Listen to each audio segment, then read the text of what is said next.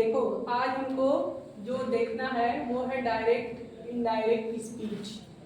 तो डायरेक्ट और indirect speech में पहले हम लोग देखते हैं कि इसमें क्या परिवर्तन करना है और किस टेंस का है। ठीक है, तो क्या परिवर्तन करना है यानी रिपोर्टिंग वर्ब, ठीक है, रिपोर्टिंग स्पीच ये चेंज नहीं होता है। ठीक है, रिपोर्टेड स्पीच ही हमेशा चेंज होता है। अगर ये पास्ट टेंस में है तो रिपोर्टेड स्पीच यानी जो अंदर की चीज़ें हैं वो हम परिवर्तन करते हैं, और अगर ये प्रेजेंट और फ्यूचर टेंस में है तो इसको हम लोग परिवर्तन नहीं करते हैं। जैसे यहाँ पे लिखा है गोपाल सेठ, तो सेठ से पता चल रहा है ना कि ये पास्ट टेंस का है। तो आई लाइक रीडिंग, अब ये किस टेंस का है? तो ये प्रेजेंट कंटिन्यूअस टेंस का है। ठीक है, क्योंकि इसमें वर्ब में आईएनजी लगा है, तो ये देख करके हम आइडेंटिफाई कर लेंगे कि ये प्रेजेंट कंटिन्यूअस टेंस का है। अब इसका टेंस चेंज करने के लिए हम लोग गोपाल सेठ, उसके बाद जो इन्वर्टेड कामा हटाएंगे और डबल इन्वर्टेड कामा, तो यहाँ पे दैट लगाएंगे। फिर ही लाइक्ड रीडिंग यानी वर्ब में क्या हो जा रहा है? डी लग जा रहा है और रीडिंग, तो इसी से ये जो है किस टेंस में चला जा रहा है? प्रेजेंट से पास्ट कंटिन्यूअस में चला जा रहा है। तो हमें हमेशा ये ध्यान देना है कि अगर रिपोर्टिंग स्पीच आपका पास्ट टेंस में है तो उसी के अकॉर्डिंग इसका टेंस चेंज हो जाएगा। और चूंकि ये प्रेजेंट कंटिन्यूअस में है तो सीधे पास्ट कंटिन्यूअस में जाएगा। अगर प्रेजेंट परफेक्ट में रहेगा तो पास्ट परफेक्ट में जाएगा, और अगर प्रेजेंट इंडेफिनिट में है तो पास्ट इंडेफिनिट में। इसमें यही चेंजेस होते हैं। देन अब देखिए अजय सेठ टू अंकिता। अभी तक यहाँ पे आपने देखा कि सेट का सीधे सेट लग जा रहा है ना। जब यहाँ पे कोई ऑब्जेक्ट होगा तो यही सेट का टोल्ड हो जाएगा। अगर प्रेजेंट टेंस है तो टेल होगा, और अगर पास्ट टेंस है तो टोल्ड हो जाएगा। Ajay said to Ankita he wants to be a teacher.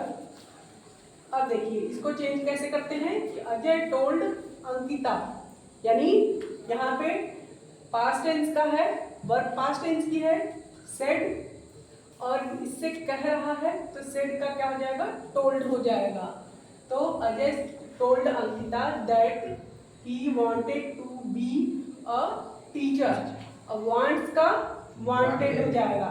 अब देखिए पास्ट टेंस में जो है चाहे कोई सा भी नाउन प्रोनाउन यानी कोई सा भी सब्जेक्ट हो उसके साथ ईडी ही लगता है। यहाँ पे सब्जेक्ट के अनुसार अगर सब्जेक्ट एक वचन थर्ड पर्सन में है तो यहाँ पे यस या यस लगा देते हैं। ठीक है, साथ ही साथ हम लोग टेंस का भी ध्यान देते रहे कि टेंस कौन सा है। और अगर बहुवचन की क्रिया है आई वी यू दे है तो उसके साथ वांट लगता है, और पास्ट टेंस में चाहे जो भी सब्जेक्ट हो उसके साथ ईडी ही लगता है। फिर देखिए थर्ड क्वेश्चन, थर्ड सेंटेंस आपके सामने आ रहा है। Mother said to her daughter get Eat yourself। Mother asked her daughter to get it herself। अब देखिए यहाँ पे mother said to her daughter, तो यहाँ पे जब क्वेश्चन जैसा सेंटेंस आपके सामने आएगा तो said का asked हो जाएगा। Mother asked her daughter to get it herself। इसके बाद फिर अगला सेंटेंस आता है he said how lucky I am। अब देखिए ये है आपका विस्मय बोधक सेंटेंस।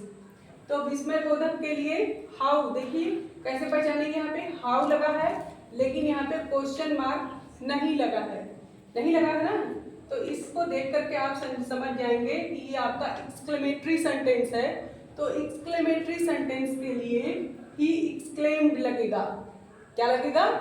He exclaimed. अब बच्चों ध्यान देने की बात यह है कि आपका इनडायरेक्ट नरेशन में जो भी आपका वर्ब बदल रहा है तो उसको आपको ध्यान देना है कि सेड का कहीं पे टोल्ड हो रहा है तो साधारण सेंटेंस है तो सेड का टोल्ड होगा, क्वेश्चनरी सेंटेंस है तो आस्क्ड होगा, अगर आपका एक्सक्लेमेटरी सेंटेंस है तो एक्सक्लेम्ड होगा, अगर ऑर्डर वाला सेंटेंस है तो वहां पे ही ऑर्डर लग जाएगा। ठीक है, रिक्वेस्ट का सेंटेंस है यानी याचना कर रहा है तो वहां पे रिक्वेस्टेड हो जाएगा। तो यहाँ पे आपका ऐसे ही बदलाव होता है। तो देखते हैं कि he exclaimed that he was very lucky. अब देखिए यहाँ पे हाउ हट जा रहा है और हाउ यहाँ पे वेरी लग जा रहा है। ठीक है, हाउ लकी आई एम। अब यहाँ पे टेंस कैसे बदल रहा है, ही सेड के अकॉर्डिंग टेंस बदल रहा है, that he was very lucky, यानी ये पास्ट टेंस का है तो यहाँ पे पूरा पास्ट टेंस में सेंटेंस आपका चला जा रहा है। तो आई होप कि आप इतनी चीजें समझ गए होंगे और जो जनरल चीजें हैं डायरेक्ट नरेशन से इनडायरेक्ट नरेशन में वो आपको समझ में